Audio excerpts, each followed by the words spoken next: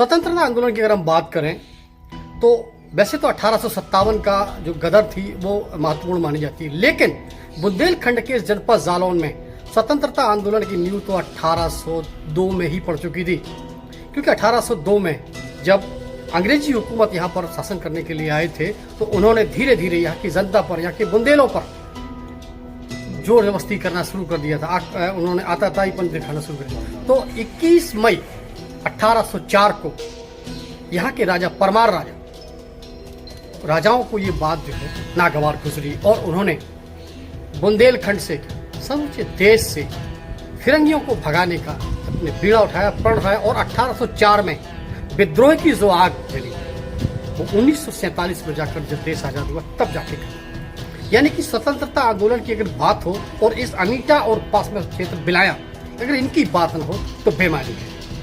निश्चित तौर पर अपने आप में जनपद जालौन का बुंदेलखंड के इतिहास में अमर अमिट नाम है, जिनमें से एक नाम है बरजोर सिंह का। बरजोर सिंह जिनके बारे में कहा यह जाता था कि स्वाभिमानी थे, स्वावलंबी थे, निडर थे, साहसी थे, साथ ही किसी की गुलामी उन्हें पसंद नहीं।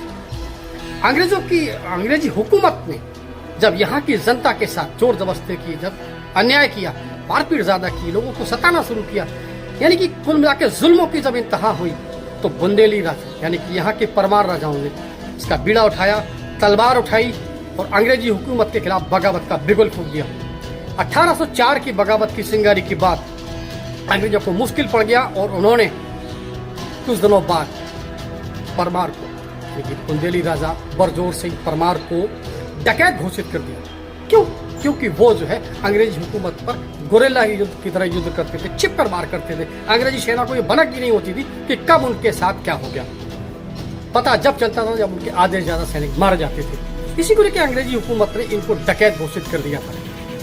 कोई दिक्कत नहीं, क्योंकि स्वतंत्रता आंदोलन से जुड़े परमार अपनी बात के धनी थे, अपनी धुन में मगन थे और उन्होंने बुंदेलखंड को, इस जालौन राज्य को अंग्रेजों की हुकूमत से छुड़ाने के लिए अपना सब कुछ दांव पे लगा दिया, अपनी सारी रियासत दांव पे लगा दी, प्रजा के हित में काम करते रहे और बाद में यही सब जो उन्होंने अंग्रेजों से लूटा उसको, उस धन को ले जाकर स्वतंत्रता आंदोलन में काम आने के लिए महारानी लक्ष्मीबाई का साथ उन्होंने दिया।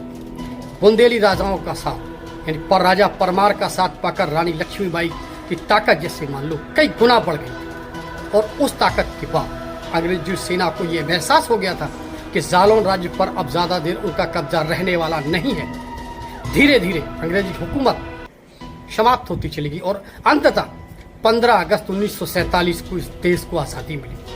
आज़ादी के इस महत्वपूर्ण जश्न पर यानी आज़ादी के अमृत महोत्सव पर हम इस वक्त जालौन के उस पवित्र और पावन धाम में खड़े हैं, ये अमीटा गांव में खड़े हैं। अमीटा गांव राजा परमार के हम उस जगह पर खड़े हैं जहां पर उन्होंने अपना एक बहुमूल्य योगदान, आज हम आपको राजा परमार की तीसरी चौथी पीढ़ी से हम आपको रूबरू कराएंगे, उनसे बात करेंगे, उनके पूछेंगे कि उनके दादा परदादा किस तरीके से काम करते थे, किस तरीके से युद्ध लड़ते थे, कैसे अंग्रेजों को लोहा लेते थे। जी, आपका नाम क्या है? मेरा नाम मेजर राजा अमीटा।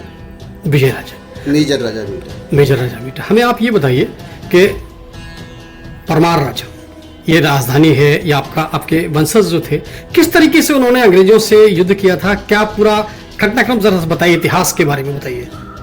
शुरू में वो जब अंग्रेजों के ज़्यादा अतिक्रमण होने लगा, यहाँ पे हर जगह गढ़ी की चारों तरफ टुराई चालू कर दी, तो बाजू जो हमारे थे वो दिनाए में रहते थे।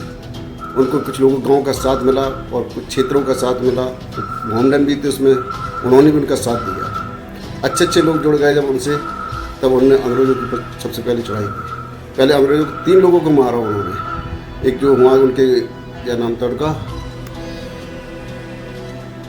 हुक्मरान थे वो, हाँ हुक्मरान थे, उन्हीं के 3 लोगों के उन्होंने जब मारा, इसके बाद उनके ऊपर ज़्यादा ताकत अंग्रेजों ने दिखाई, तो धीरे धीरे लुका छुपी के साथ से तो उनको मारते रहे। इसके बाद अंग्रेजों ने डकैत घोषित कर दिया। इसके बाद उनके ऊपर और भी छापे पड़ने लगे, बार के बाद टीमें आई, रतिया से टीम आई और ग्वालियर से भी टीम आई, चारों तरफ से उन्होंने घेरने की कोशिश की। लास्ट टाइम उनको यहाँ पे सलाह घाट है, सलाह घाट पर उनको घेरा गया, पर उनके हाथ नहीं लगी। अब बताते हैं लोग बात कि उनको शायद गोली लगी थी जी। और उनके जो 2 लोग थे उनको पकड़ लिया गया था साथ में, और बस घोड़ा घायल हो गया था उनका। इसके बाद वो जंगल में निकल गए, फिर उनको हाथ नहीं है, ये पता नहीं क्या हुआ उनके साथ। अच्छा, उन्होंने जो अंग्रेजी हुकूमत से लूटा हुआ धन वो किसको दिया था, कब दिया था? वो उन्होंने किताब में दिखाया जाएगा, उन्होंने लगभग 32-33 के लगभग जी उनको दिया था कोच में। जी। कोच से वो कालपी साथ गए, उनका लेटर भी लक्ष्मीबाई का अपने पास भी है जी। उनके नाम आया था जी। इसके बाद वो कोच कालपी चली गई और ये लोग अपने यहाँ गांव निकल आए। इसके बाद फिर उनका वही हुआ जो अंग्रेजों को चाहते थे जी। अंग्रेजों ने उनको डकैत घोषित किया था। लगे थे, उन्हें बहुत लूटा, अंग्रेजों को बहुत लूटा, बहुत अंग्रेजों की सेनाओं को उन्हें मारा भी। 7-8 लोग थे, वो अच्छी टीम थी, वो सब घुड़सवारी वाले थे, बहुत अच्छे लोग। उन्हें गांव का क्षेत्र का बहुत सपोर्ट मिला उनको।